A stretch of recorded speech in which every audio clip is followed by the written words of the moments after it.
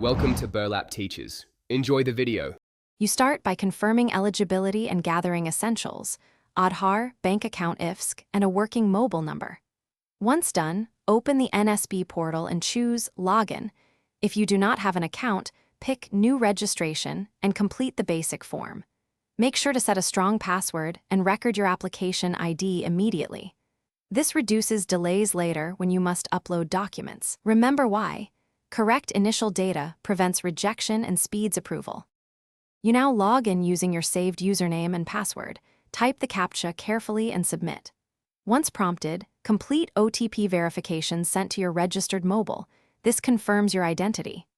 After access, go to My Account and update your profile with accurate course, college, and income cast details, then upload scanned documents in the specified formats and sizes. Make sure to use correct document names and preview each upload, because mismatches are a common cause of delay. You finish by carefully reviewing every field and attached document, then hit Submit and save the application or sanction ID shown. Once submitted, monitor your NSB dashboard for verification stages and any messages from the approving authority. Fund transfer status appears after sanction. If you encounter errors or rejection, reopen the application, correct the specified item, and resubmit promptly.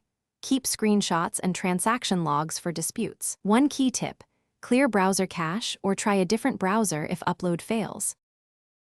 Thanks for watching. Consider subscribing if this video helped you.